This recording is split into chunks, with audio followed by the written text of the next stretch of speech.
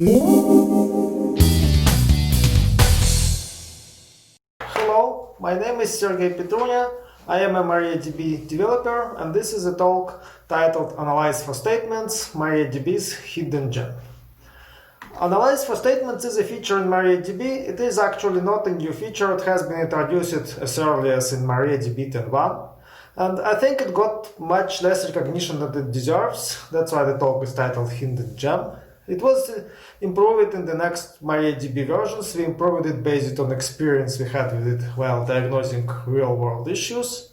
And finally, in MySQL 8.0.18 last year, there was a feature introduced called Explain Analyze, which is very similar. So I thought it would be a good time to talk about Analyze for Statements again and also compare it with its MySQL counterpart.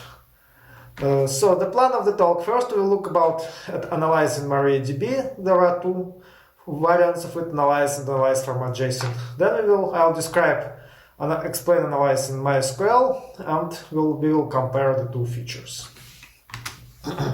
Before we talk about Analyze, let's have some background. What do you do when you got an optimizer problem? The first thing to check is to look at the Explain. Explain shows the query plan, and sometimes the problem is immediately apparent from the explain. Like, for example, explain may show you full table scan, and you know your query shouldn't be scanning all rows in the table. In other cases, the problem is not as apparent. One of the things that you don't really know whether query plan matches the reality. The plan has numbers of rows that the user expected to read, and numbers of fraction which would expect to pass the where condition. We don't know whether that matches the reality. And the second crucial thing it doesn't show where the query would be actually spending its time. Like here it is not clear which of the tables will take more time to read. Is it scanning all of this table, or is it making index lookups into line item table? Enter Analyze. If you compare it to Explain, Explain optimizes the query, and after the optimizer finishes, it prints the Explain output and finishes it. Analyze also optimizes the query. Then it actually runs the query. While running the query, it discards the query output, but it collects execution statistics. And then it produces output that's very similar to Explain, but annotated with the statistics collected during execution. Let's take a look how it looks like. Here we run Analyze, select, and then there is a join. We are looking for all orders made between these two dates, and then those that have items in these orders which have price greater than 1 million. We see that in Analyze output there are two extra columns, R rows and R filtered. R stands for real. That is, R rows is how many rows were actually enumerated in that table, and R filtered is what was the observed condition selectivity. If you look at R rows, for full table scan or full index scan, these are typically close to the expectation. The expectation about how many rows in the table is precise, although they can be very different in case of limit or subqueries, where the optimizer will cut the query execution short. For range access or index merge and other range-based access, it depends on the storage engine. Within the DB, you can expect up to 2x difference. You can have a bigger difference in edge cases, in which case basically the workaround is to ignore index. The most interesting rows is when the type is ref. Ref is making index lookups based on the lookup value constructed from previous table. Like here, for each order, we make a lookup, and we expect that there are two items in the order. What we have observed, actually, we saw that there are on average 4 items in the order. Since this is average, some amount of discrepancy is normal. But sometimes the discrepancy can get very large, tens, hundreds of thousands, and then it's worth investigating. For example, an important special case is when rows equals 1, while real rows is much greater. That means you don't have index statistics and you should rerun analyze table. If you see there is a huge discrepancy, it's worth rerunning analyze table as well.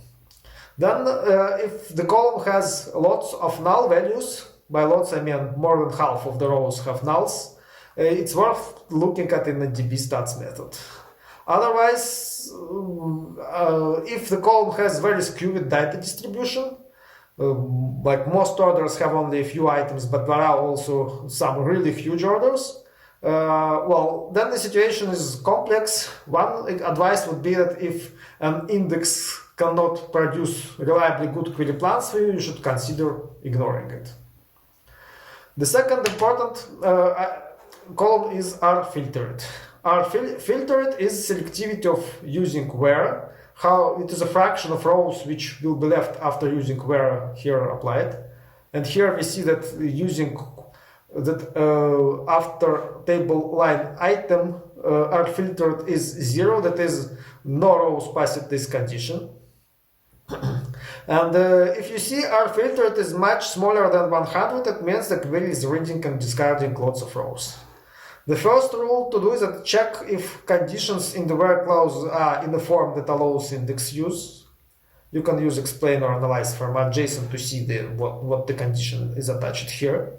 Look at consider indexes. We could here add an index on extended price if this is if you are very frequent to have queries querying on price.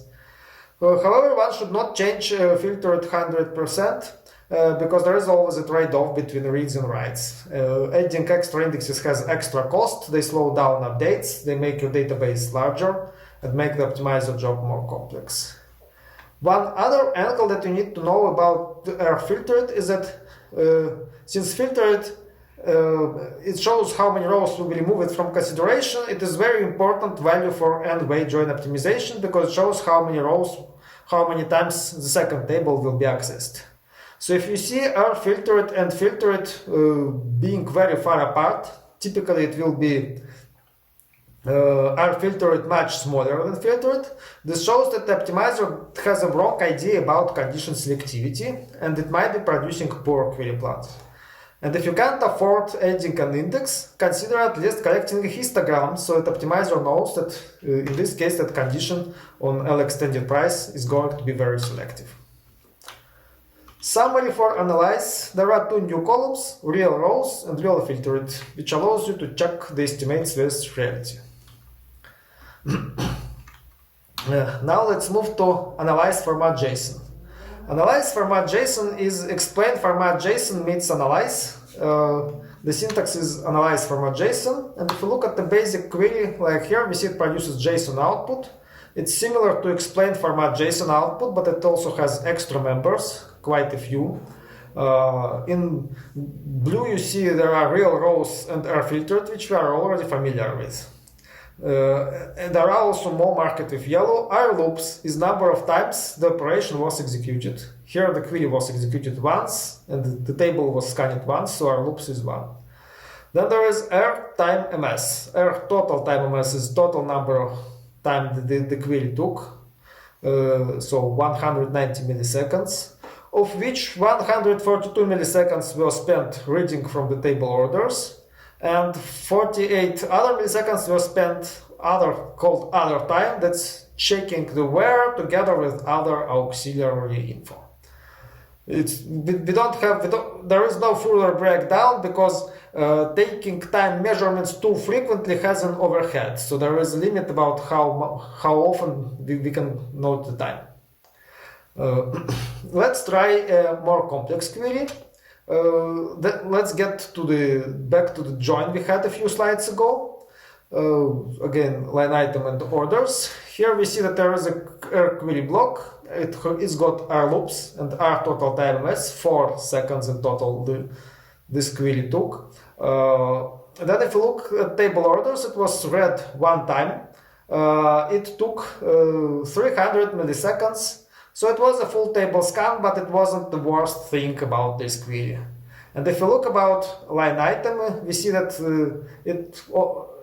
only 4 rows were read each time, but it was done, the table was accessed 1.5 million times. So in total, reading from the table took 3.5 seconds. And this is the lion's share of the query time. Checking the where and other auxiliary took 150 milliseconds, so it's probably not okay.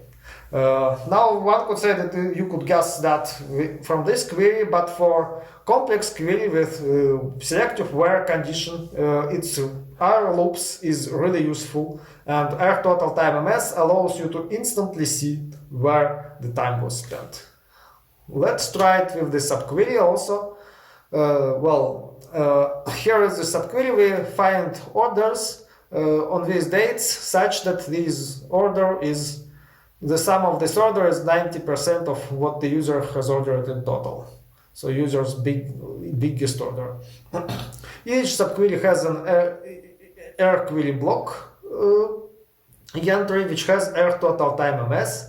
So here we see that the mine select took about 1 second, and the subquery took also. So the time was split between these two nearly equally. Again, when you get a large query with lots of subqueries, it's really helpful because there are subqueries which don't look as heavy like this one. It reads just seven rows, but it is executed multiple times, so it adds up. On the other hand, there can be subquery which takes some time, but it only executes a few times. By the way, here we can also see that the expression cache was used for the subquery. It got about 200 hits, had a hit ratio 0, after which it has disabled itself because it was not helpful for this query. Let's look at some other operations, for example, sorting. Explain in MySQL and MariaDB shows using file sort, which may sound too scary for some people because they think that we're going to actually read files. The second frequently asked question is what sort buffer size should I have? Is my setting large enough? The third question, those who read there is a priority queue optimization in recent MariaDB and MySQL versions, and it is not shown and explained, so you cannot really easily see whether it was used. You can see it from the counters, but counters don't show it really does multiple sorts, whether some of them are doing it or not. So here we can see that for query with limit, we find 50 customers with greatest balance. We see that the query used priority queue, so it wasn't reading or writing any files. If we search for the top 50,000 customer, the picture is different. Priority queue was not used. But we managed to do one sort pass. Buffer size was 2 meg, and the data fit apparently into one pass. That's very useful. Analyze works for any statement that explain works for, so you can run analyze update and analyze delete. You should, however, be cautious because analyze update will actually do the update and analyze delete will actually do the delete. Here we follow PostgreSQL explain analyze feature, and I think that is the right way to do it because analyze should be as close to real query execution as possible. If you don't want analyze to make modifications, you can wrap it in begin rollback, wrap it in a transaction, and that way this is a way to avoid making the changes. One important question is the overhead of analyze. Analyze data there are two kinds. First of them is counters, how many rows were read. These are cheap to collect, and actually MariaDB will always count them. And then there are time measurements. Time measurements are expensive to make, especially when you need to have many of them. When we're reading rows for table, we basically measure the time each row read took. But maximum overhead that I was able to observe was 10%, and that was on an artificial example that I have constructed specifically to maximize the overhead with very small rows, very small tables, but doing many reads. Typically, the overhead will be less than 10%.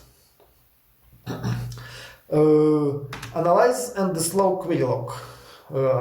I guess experienced DBAs here know that MariaDB and MySQL have a slow query lock which writes slow queries, and you can also say in MariaDB log slow verbosity explain, which would which would say it's writing explain output into the slow query log, but actually it's writing analyze output. You can see R rows and R filtered. So this way, if the query is slow, you will get its analyze in the slow query log. One would say that analyze format JSON would be nicer. Yes, it would be. There are two obstacles towards printing it. First, that there is no timing data, because as I said on the previous slide, analyze format JSON, so analyze has some runtime overhead. We didn't want it to be always on. So by the time we decide that the query was slow and should go into the slow query log, we already have run it and we haven't collected the timing.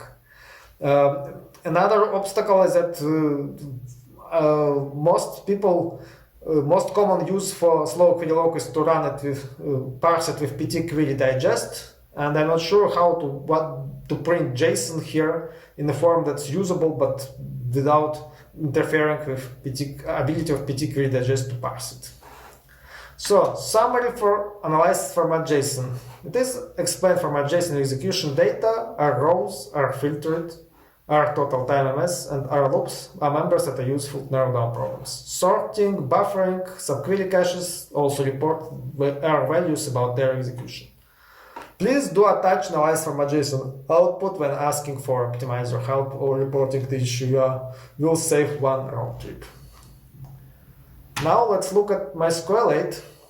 MySQL 8 got explain analyze feature in MySQL 8.0.18, which was in October 2019. They had fixes and bugs in it and fixed it in subsequent releases. But now I think it's stabilized. It produces a PostgreSQL-like output. It's shown below, so it's a tree-like structure. In the next slides, I will be editing it for greater readability.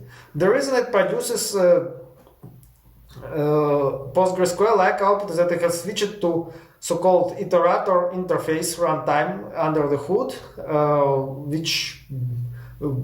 and after you do that, one can implement explain analyze in Postgres-like way very easily. So the basics, let's run explain analyze for one query.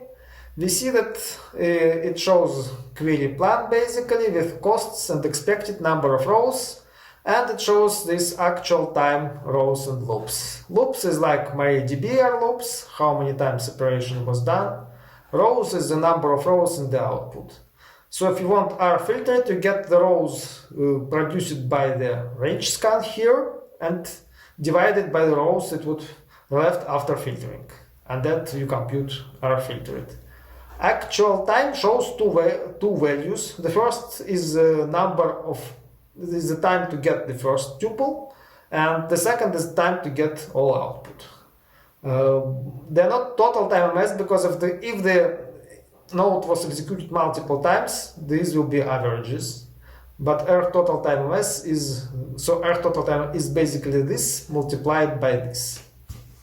Let's look at the more complex query. Here you can see the MySQL's output on the left and MariaDB's output on the right. You can compute R total time MS by taking the second value from actual time and multiplying it by loops. So the usage will require some arithmetic practice, but you can get the same value, yes. For sorting, they show the limit. Here I run again two queries which we ran previously with MariaDB. We show that there is different limit, but it doesn't show whether the priority queue was used or what was the buffer size.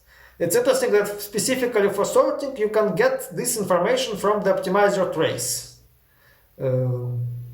If I run the query with limit 50 and optimizer trace on, I see that file sort priority queue optimization is chosen, and with 50k I see that it's not chosen and there is a peak memory used.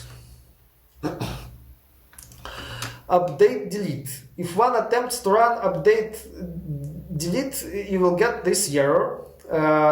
Apparently, single table update and delete statement are not using the iterator interface yet in MySQL, so explain analyze doesn't work for them. multi-table update works, and unlike in MariaDB or PostgreSQL, it won't make any changes. So summary, the syntax is explain analyze, Postgres-like output. Unfortunately, not all plant details are shown. Some are in the optimizer trace for some reason. Not all kinds of statements are supported. It can have higher overhead. If I retry artificially bad example, I get about 50% overhead. As far as my guess about why it happens is that they are doing many more timings, taking more timings, and that has more overhead. They show some info that MariaDB does not show. They show time to get the first row, which you don't have in MariaDB. They show number of rows output for each node, and they have nodes for grouping operations. I think nodes for grouping operations would be nice to have for MariaDB. Number of rows output for each node, we need to check this out. Time to get the first row, it might be useful for cursors or other special cases. I'm not convinced that it's worth printing all the time. Let's make a final conclusion. MariaDB has analyze statement, analyze from a JSON. It is a stable feature, very useful in diagnostic optimizer issues. MySQL now has got explain analyze. It's a similar feature, but it has a different interface. Data is different and printed in a different format. There are some things it has that MariaDB doesn't have, but so far I don't see any obvious advantages.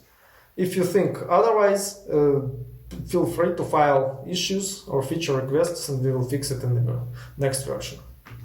Thanks for your attention.